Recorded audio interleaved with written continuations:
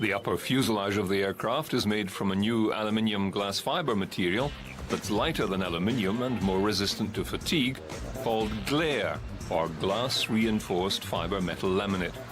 Glare is an improvement on earlier composites because it can be repaired using conventional aluminium techniques. Major research was undertaken into reducing the noise of the engines being designed for the Super Jumbo. With London's Heathrow Airport setting strict arrival and departure noise limits, the levels were a major consideration. Two types of engines can be fitted to the A380, the Rolls-Royce Trent 900 and the Engine Alliance GP 7000. Only two of the four engines are fitted with thrust reversers. The engines can run on a mixed synthetic jet fuel with a natural gas-derived component, significantly reducing fuel costs. By employing weldable aluminium alloys, Airbus is able to use laser beam welding manufacturing techniques, eliminating rows of rivets and producing a lighter, stronger structure. While the Boeing 747 has an upper deck in the hump behind the cockpit, the A380 is the world's first full double-decker, with two full levels giving a huge boost to passenger capacity. Airbus has made much of the many A380 configurations it can provide. The business and first-class options are particularly attractive to airlines such as Singapore and Qantas, which are keenly contesting long-distance routes. Extra storage capacity is a boon to economy travelers. Business class comforts include individual widescreen television panels, computer tables, access to power and plenty of legroom. Facilities include bars and lounge. The Boeing jumbo jet, the 747, does today. It joins all the big hubs of the world. And the big airports of the world were certainly keen to have the A380 on their premises. Sydney and Melbourne airports spent tens of millions of dollars strengthening their runways to ensure the A380 could land. The A380 took off on its maiden flight on the 27th of April 2005 from Toulouse, France, carrying a crew of 6, including chief test pilot Jacques Rosé, and filled with 20 tons of monitoring equipment. With a wingspan of 80 meters, it was an impressive sight. The aeroplane soared out over the Bay of Biscay and flew without incident, landing 3 hours and 54 minutes later. Rosé later said flying it had been like handling a bicycle.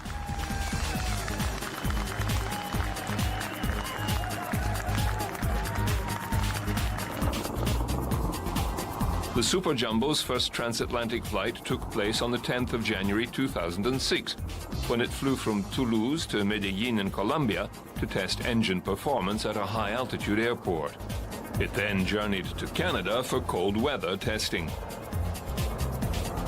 The following month, however, the A380's test wing failed during a certification test, forcing the manufacturer to add 30 kilograms to the wings to give it enough strength to meet the 150% load limit requirement.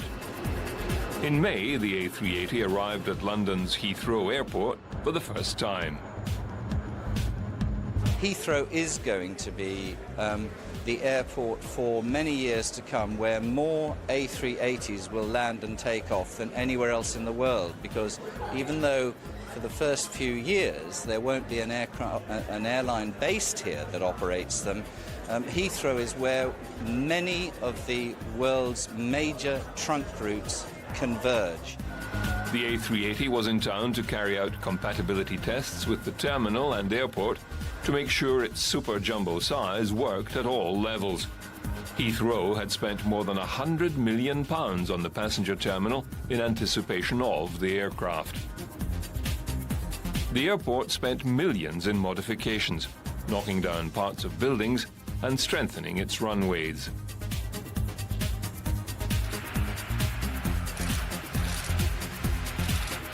Finally, on the 4th of September, after passing an evacuation test that saw 853 passengers and 20 crew flee the aircraft in just 78 seconds, the A380 made its first full passenger flight.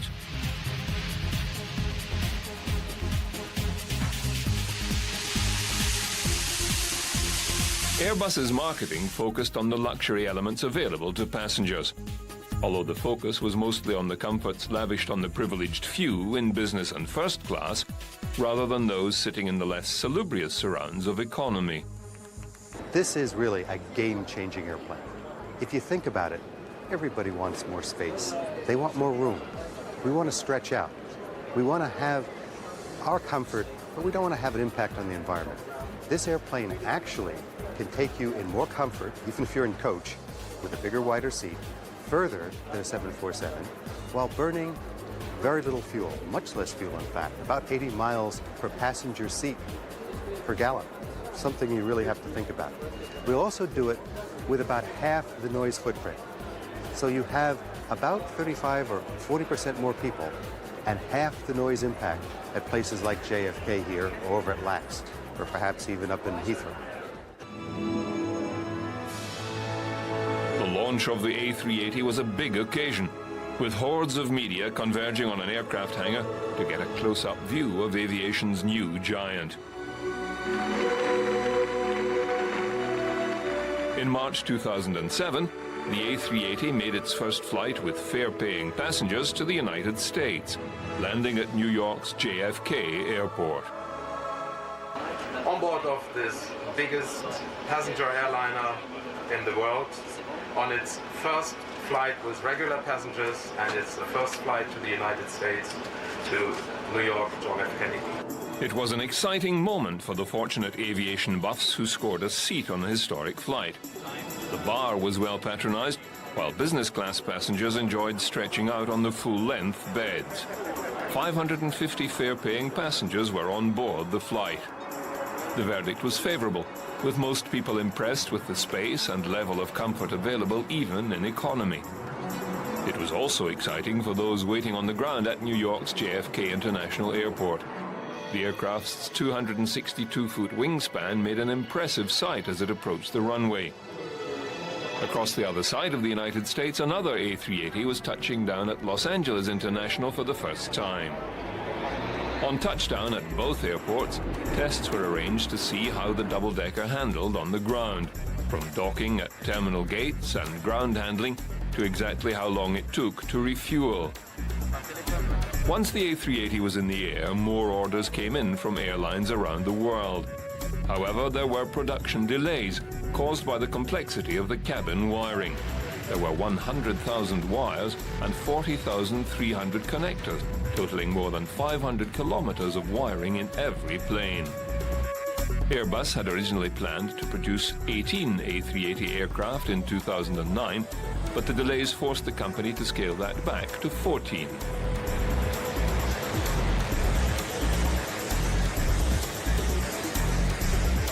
Meanwhile, Airbus's popular A320 narrow-body short to medium-range airliner continued to attract customers, as did the A330 and A350 wide bodies. Today, U.S. Airways announces that it has agreed to terms with Airbus to purchase 60 of the A320 family aircraft, narrow-body aircraft, and 10 A330-200 aircraft. As well as the most important announcement, we've agreed to firm up our commitment for the A350 XWB, which originally was 20 aircraft. We've now agreed to purchase 22 A350 XWBs. Such strong support was music to Airbus's ears. Now, to say that we're delighted is an understatement.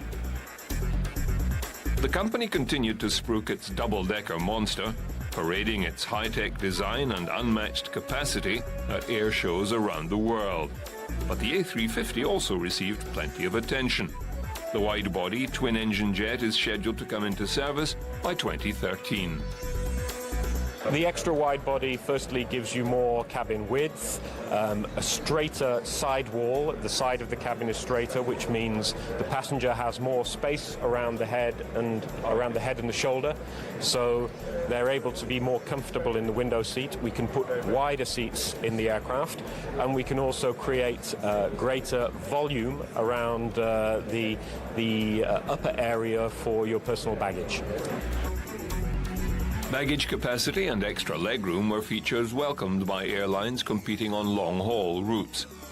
However, some airline executives criticized the A350 project, condemning it as a band-aid reaction to Boeing's 787. Although Airbus had designed a new wing tail and cockpit and added advanced new materials, the CEO of Singapore Airlines, Chu Chun Seng, argued the company should have gone further and designed a new fuselage. Singapore subsequently ordered 20 787s. However, after initially rejecting the A350, Emirates eventually put in a big order for the jet after changes were made.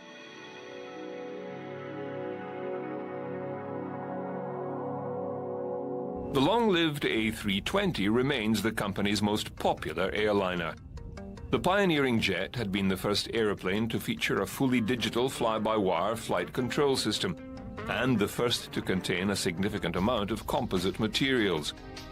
New models now sport liquid crystal display units on the flight deck rather than the older cathode ray tube displays.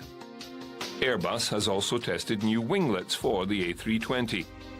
However, engineers concluded that the extra weight on the wings would cancel out any aerodynamic benefits. At the end of 2008, the company announced that it would test a new blended winglet design using an original prototype A320 as the test aircraft, powered by CFM56 engines. The current fleet of A320s, which includes the A318, 319 and 321 types, are particularly popular in Asian countries which have many short routes. China has become one of the company's biggest customers. For the future, Airbus is considering joining with Brazilian aircraft manufacturer Embraer to develop a replacement for the A320, known as the NSR, New Short Range Aircraft, to come into service late next decade. The Middle East is another lucrative market for Airbus. At the 2008 Farnborough Air Show, Qatar Airways unveiled a deal to buy up to 6 Airbus A321 planes, saying it was ready to set up a budget airline to repel any attack by a rival airline on its home market. Qatar Airways signed a memorandum of understanding to buy up to 6 of the narrow-body aircraft in a deal worth around $540 million US at list prices. Qatar Airways is ordering up to 6 Airbus A321 aircraft, 4 of which are firm, and the other 2 are options for delivery between 2009 and 2010. Our new A321s will complement our existing narrow-body fleet on regional routes in the Middle East and the Indian subcontinent. If our market share is being eroded by low-cost carriers or people that have not thought about this low-cost model correctly, just trying to venture into our market, then we will launch a low-cost carrier within 90 days. We have a registered name, we have a study, we have aircraft available that will be reconfigured very quickly within 90 days, and we will hit those low-cost carriers into their markets more aggressively, but giving a better product and a better service with lower than their cost. In the other corner, Boeing pulled out all stops to launch its 787 wide-body twin, known as the Dreamliner. Conceived in the late 90s along with the Sonic Cruiser, the Dreamliner was the only aircraft left standing after customers rejected the higher costs of the Cruiser. Former newsman Tom Grokor was called out of retirement to front Boeing's glitzy 787 media promotion. Thank you. What a historic day it is for the future of aviation. I'm someone who spends a lot of time on airliners, so I thought it might be a good idea for me to come here and take a look at our common future. The Dreamliner has been touted as a super-efficient airplane, featuring a wing and structure optimized for shorter range flights. Boeing says it will bring the economics of large jet transports to the middle of the market, using 20% less fuel than any other aircraft of its size. Like the A380, the emphasis is on passenger comfort and increased baggage storage. But the aircraft has a significantly smaller passenger capacity, just 290 to 330 passengers compared to the A380's 500 plus. And what's significant about the 787 is the way that it's made. It's made of a new kind of structure, carbonized structure, composite structure, which means that it's lighter, it's tougher, it's easier to manage. And being lighter means that it takes much less fuel to fly. So it represents a 20% reduction in fuel consumption and therefore a 20% reduction in fuel emissions. Boeing boasts that the 787 isn't just cleaner and greener than other planes, its takeoffs and its landings are also quieter. Now, there's only one problem with all of this. The 787 hasn't actually ever been on a runway. It hasn't had a single test flight. Well, Boeing had better get it right about the 787 because it's bet the company's future on it. By 2007, when Boeing unveiled a prototype of the 787 at its Everett assembly factory, the Dreamliner had become the fastest-selling wide-body airliner in history, with airlines putting in more than 600 orders. As well as lighter-weight construction, with 50% of the aircraft made from composite material, the 787 features bleedless turbofans and an active gust alleviation system. The aeroplane can also operate with either Rolls-Royce Trent 1000 engines or General Electric Gen X. Boeing has released many futuristic images featuring interiors created by some of the world's top designers. The emphasis is on space and light, with the first-class lounge and bar looking more like the lobby of a five-star hotel than an aircraft. Proposed configurations include a restaurant-style table in business class. The emphasis on luxury has made Middle Eastern airlines such as Etihad eager launch customers. However, multiple delays have bedeviled the project. The company was originally scheduled to deliver its first airplane to All Nippon Airways in early 2009. However, as of mid-2009, the jet had yet to make its maiden flight. Boeing has been tight-lipped on reasons for the hold-up, but they are believed to include problems with assembling the parts. Boeing changed its processes to give subcontractors greater responsibility for assembling systems. This decentralization of construction streamlined the process, but difficulties have arisen when contractors have been unable to obtain all the parts they need. However, Boeing is still upbeat about its progress. There is risk associated with any new airplane program at this stage. We still remain confident that this new plan is achievable, and we are all aligned to make it happen.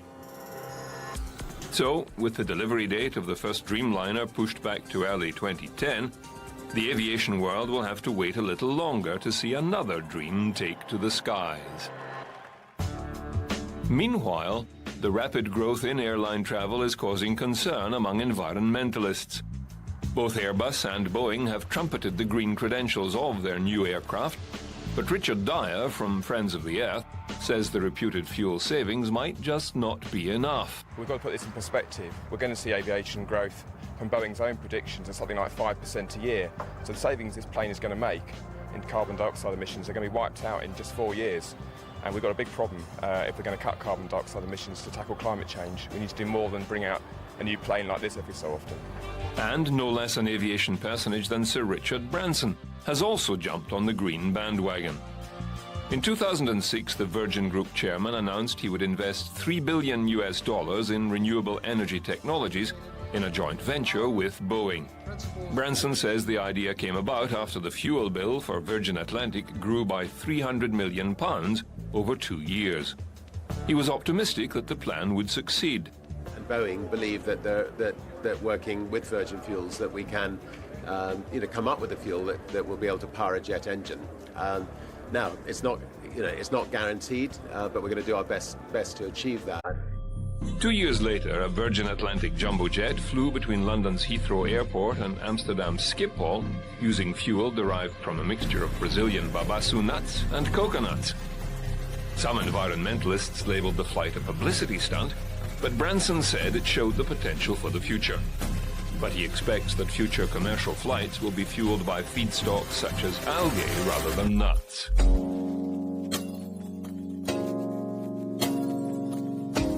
But some air travelers are less concerned with the environmental impact of their travel than they are about the style in which they travel. At a German airline expo, manufacturers vied to present the most eye-catching, luxurious and downright decadent in aircraft interiors. From luxury seating pods lavishly decorated with a black and white paisley material to intimate private dining areas, every type of luxury cabin was on display at the Aircraft Interiors Expo in Hamburg. Comfy cabins displayed beds and other features designed to make passengers' journeys as relaxing as possible. A first-class ticket will ensure a first-class sleep on this aircraft cabin, created by Avio Interiors for the Air India B777. Another cabin allows the passenger to achieve the perfect seating position. The seats can be manipulated into a number of positions using an electronic tablet. And when you want to retreat from it all, sliding doors and tinted windows give optimum privacy. Doug Rasmussen, Vice President and General Manager of BE Aerospace, says the increase in long-haul flights has resulted in a demand for luxury travel. What we see happening in the marketplace today is that you have very long flights, 12, 13, 14, 15 hours.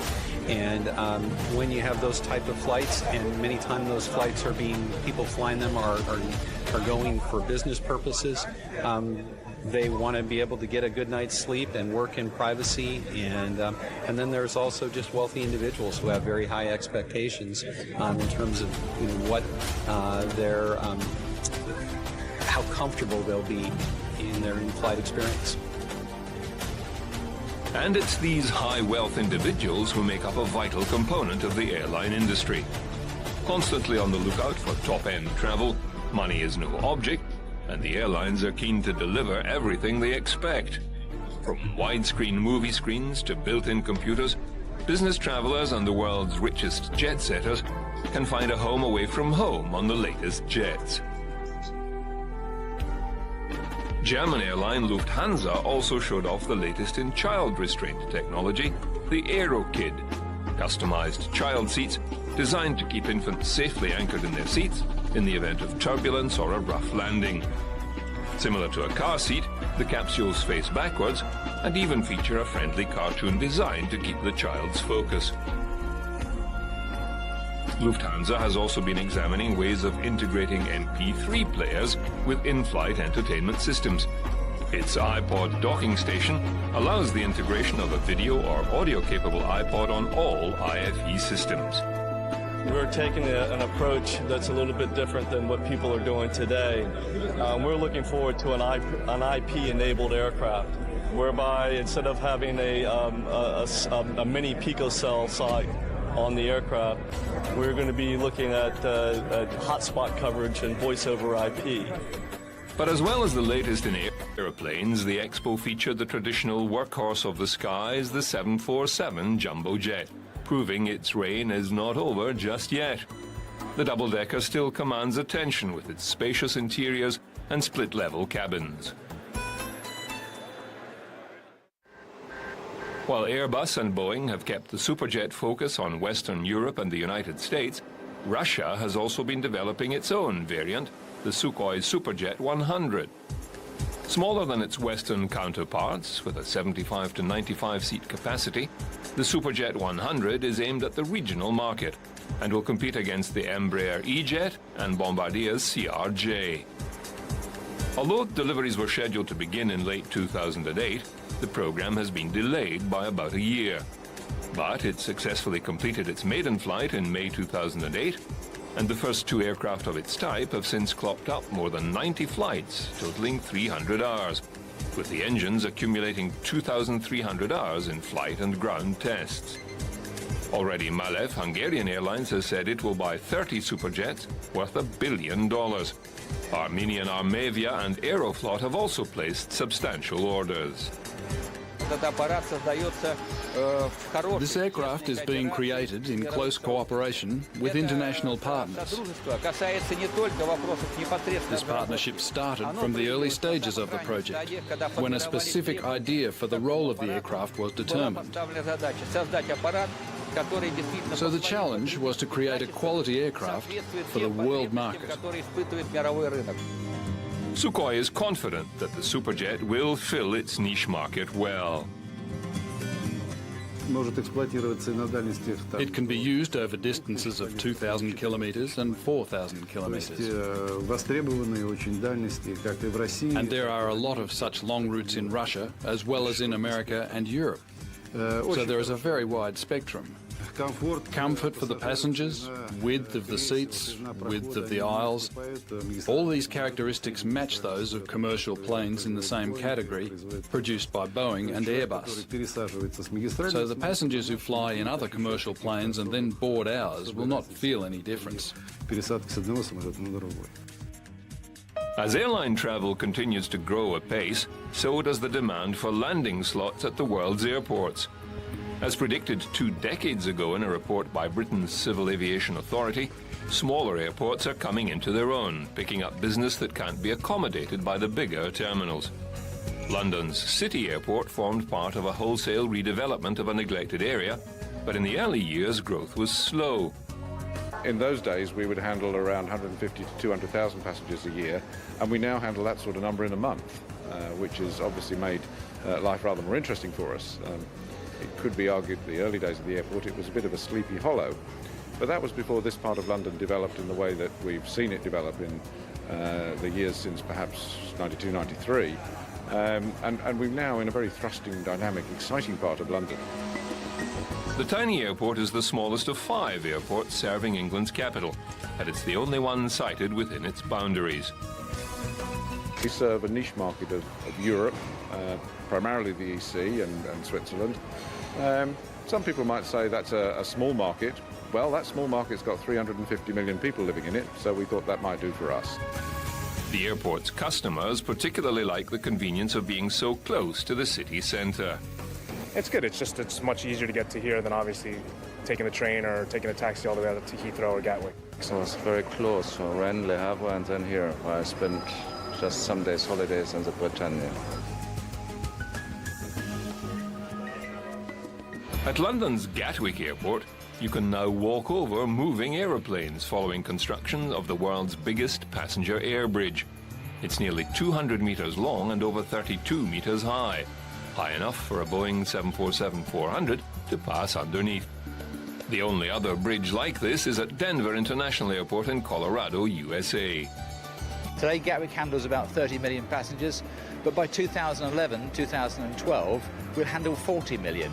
We've spent £100 million on this bridge and the new pier, and what it means is that passengers will now be able to go from the departure lounge straight to the gates. Last year, 3.5 million passengers had to be bussed, and they had to brave the elements, so it's very important in terms of customer service. The air bridge was constructed off-site nearby. Moving the 2,500-ton structure into position was a logistical challenge that took several days and nights. The hardest part was putting together the bridge and its vast Y-shaped pylons, which employ innovative large-scale pins as connection points.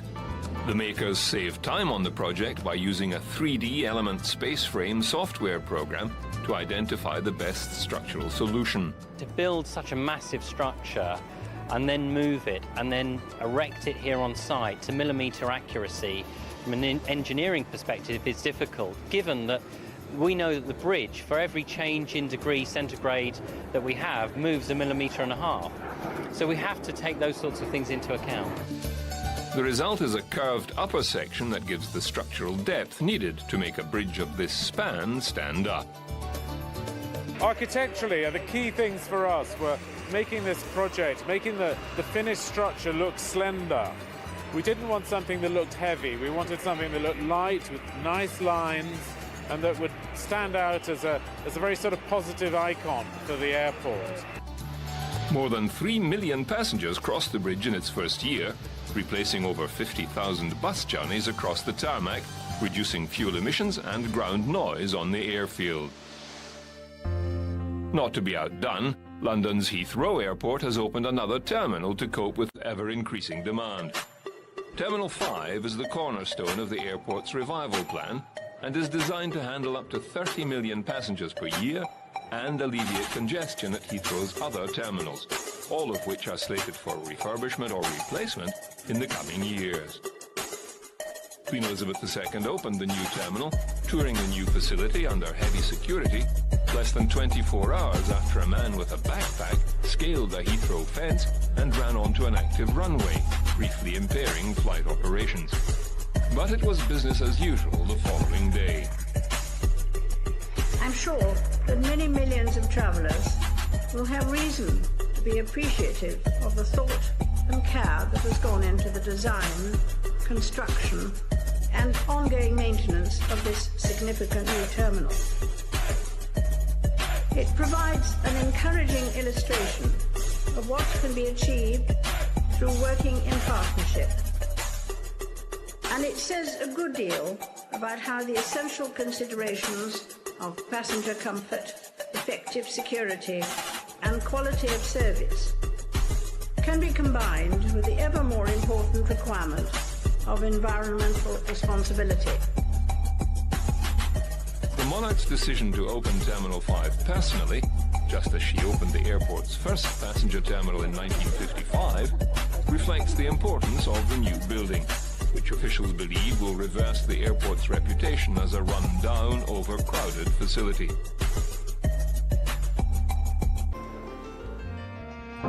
Another airport for the modern age is Thailand's Suvarnabhumi Airport, located 30 kilometers east of central Bangkok. It has been variously described as modern, stylish, and even beautiful. The new international airport houses one of the largest terminals in the world, boasting the latest aviation technology. Touted as a key Asian air hub, it is expected to accommodate as many as 45 million passengers a year. One frequent traveler says the buildings are lovely. Aesthetically, it's beautiful. It has also got very nice clean lines. Okay, typically German, I would say, right? Yeah. Okay, but yet it has got its soft spots. As you can see from some of the color lights that they have, what they call set up in some of the shopping areas. Okay, I think that is a very nice soft touch. The airport control tower has attracted lots of attention, as it is said to be the highest in the world, standing at 132 meters.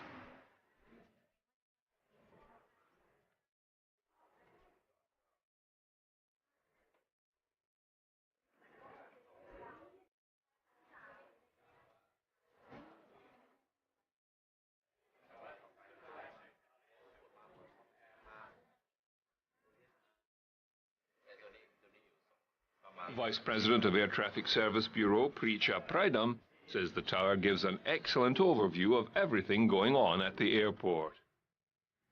When we want to look around the airport, of course it is the new airport is the big area. When we have the tower control tower so high, we can look around and we can see everything move in the airport. That is done, I think it's a good, excellent for the visibility throughout the area. The new airport will take over many commercial flights from the now aging and overcrowded Don Muang Airport, which will only cater for domestic flights. The airport also boasts up-to-the-minute security systems. It is fitted with 26 CTX 9000 explosive detection machines, which are to be used for baggage screening. We have I think the first biggest lot of CTX operating in this airport. So this is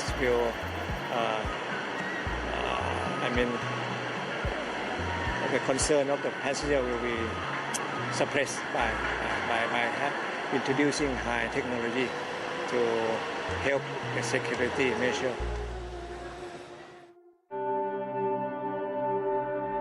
Since the aeroplane hijacks that led to the destruction of New York's World Trade Center on September 11, 2001, security has become one of the key issues facing aviation businesses. What is clear to all of us is that we face a persistent and very real threat across Europe. It is a threat which we face here in Britain as individuals, as communities and as a nation. But it is not unique to the United Kingdom. It affects us all across the whole of the European Union. And my colleagues know that their citizens face the threat just as we do here in the UK. And today, I think the fact they're here symbolised our keenness to stand together in the face of that threat. Britain has been trialling fingerprint technology in an effort to weed out those who might have suspect documentation. I think it's a big step forward for the traveller. We're very excited by this because once that information's captured, effectively you can pass through the airport by just having your fingerprint scanned. You know, the process that you see behind me has been largely unchanged for decades. People having to stand in queues and to show a paper-based document, i.e. a passport. What this is quite a significant step forward where it allows that biometric read, the fingerprint, in order to be able to get past all of that normal process. So I think it will see a significant reduction in queuing. I think it will give a significant improvement in customer service, but also in terms of national security, this is a far more robust process. Every year, 68 million passengers pass through London's Heathrow, making it one of the busiest airports in the world. The system links up information from the passport to the fingerprint of the individual. This is then processed onto a card that becomes an e-ticket that can be used to access secure travelling areas of the airport. It was tested by UK Immigration Minister Liam Byrne, who welcomed its introduction. This is important because we think biometrics have got a massive role to play in helping keep our border secure in the future. Last year we had about 200 million passenger movements in and out of the UK, and if we're to make our border secure in a world of mass movement, we need biometric technology. So next week we're announcing plans for how we're going to take ID cards forward, and making it easier to travel and making our border secure will be a big part of those plans. He also feels it shows how new technology can be used against terrorism and illegal immigration. Sometimes when we talk about biometric technology, people sort of think we're talking about flights of fancy. Actually, we're not. The technology is working today, and this is a good example of how it can actually make people's lives easier when they're coming to travel too. Across the channel at Amsterdam's Schiphol Airport, the latest security technology promises to cut queues and protect passengers.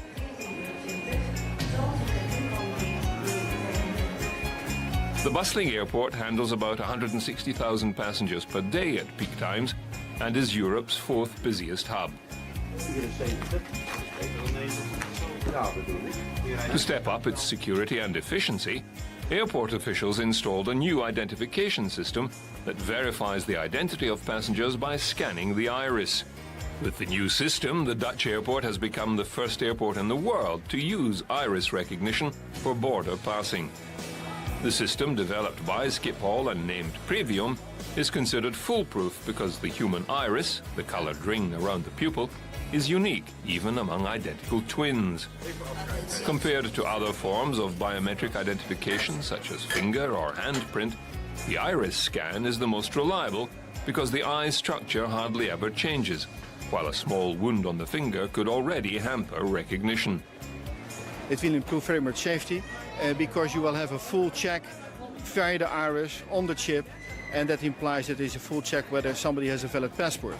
Then it is very speedy because you see here a line of passengers. They of course don't have yet a card like this because it's the first day of the introduction, but in the future you can pass the border very quickly by using this card. Located next to the conventional custom control, Previum will be used on a voluntary basis to start with. To take advantage of this automatic border check, passengers must have their iris scanned and details stored in a credit card-sized smart card that they carry along. Dutch Justice Minister Bengt Kortels was the first person to register for a Previum smart card and go through the border passage.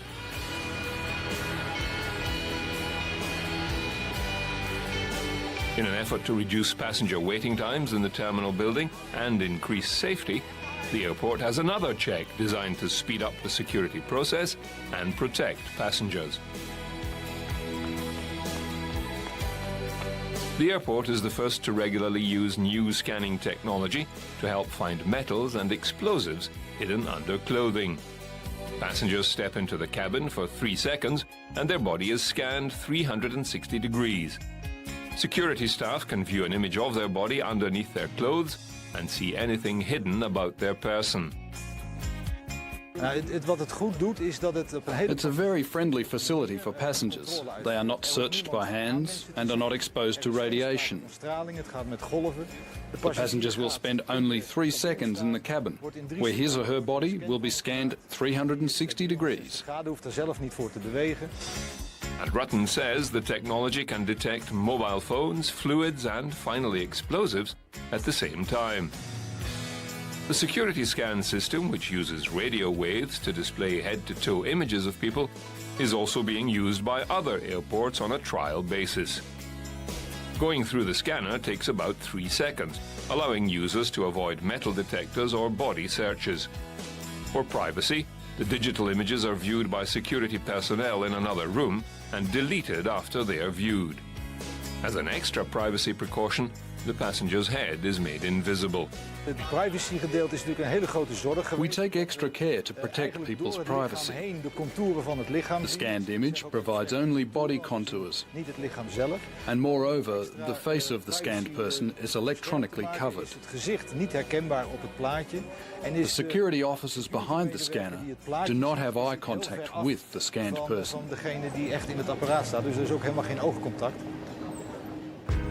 But in the world of 21st century aviation, security is not the only consideration at the world's busiest airports. At Changi Airport in Singapore, a free game show complete with a gregarious host, brightly lit stage, special player seats equipped with handheld consoles and cash prizes keeps passengers happy while they wait for their connections.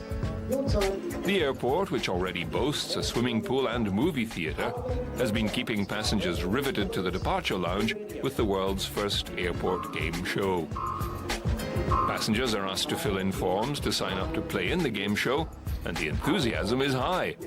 The Civil Aviation Authority of Singapore spent $700,000 developing the What's Your Range game from scratch. The game attracted 17,000 participants in its first month of operation.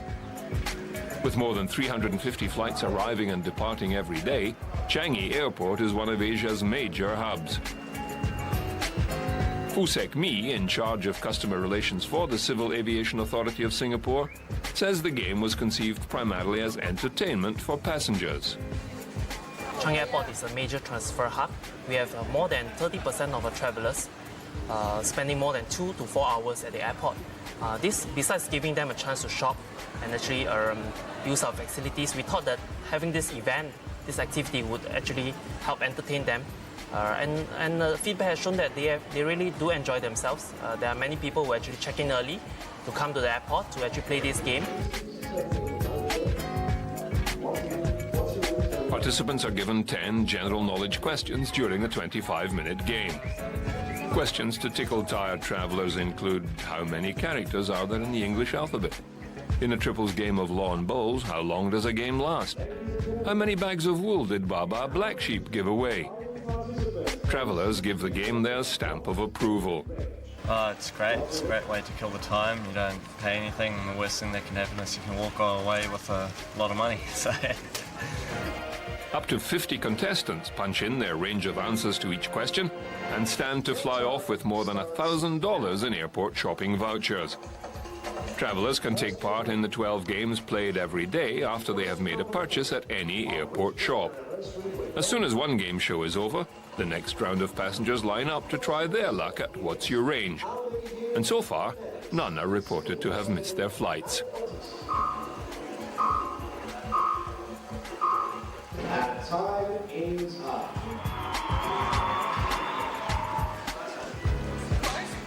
Surprise, surprise. Congratulations. What's your name, man? Margarita. $10.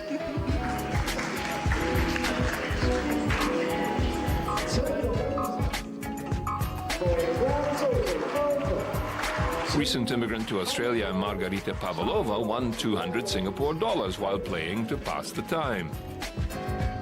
It's interesting, and I'm not good in numbers, so I'm surprised. Right. So you won so much money. What are you going to do with the money?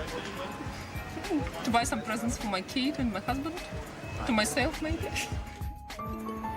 At the Czech Republic's Ruzin airport, passengers have been treated to entertainment of a different kind. One local couple won a competition to hold their wedding at the airport. We do like flying, always flying.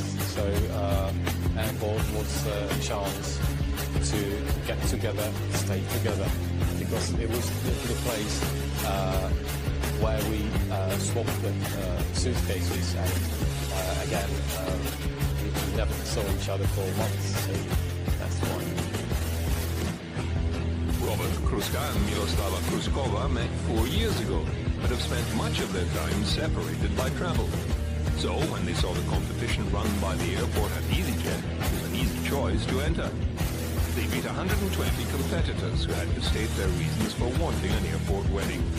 It was their fondness for travel and frequent separation that made the jury pick them as winners. Their wedding at North 2 Terminal grabbed the attention of many travelers. But the Kruska couple really enjoyed it.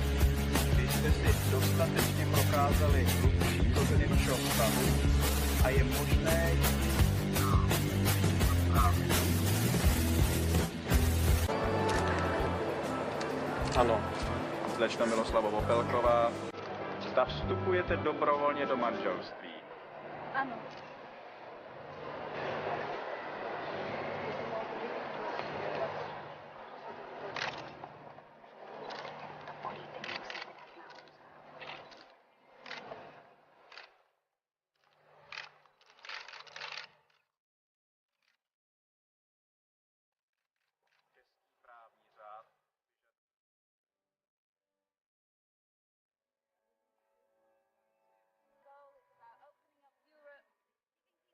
Friends, family, and many strangers watched on with happiness as the couple tied the knot. It was certainly a moment to treasure, and not the usual sight you see at the airport. The couple were a little overwhelmed with the attention. It's a lot of emotions you can't describe easily. You just have to live it out. It's too much happening in one moment.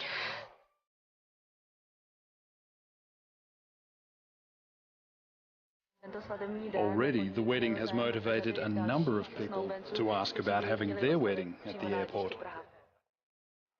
The Kruskas later left for their honeymoon to Milan, Paris, Barcelona, and London. How else but by aeroplane?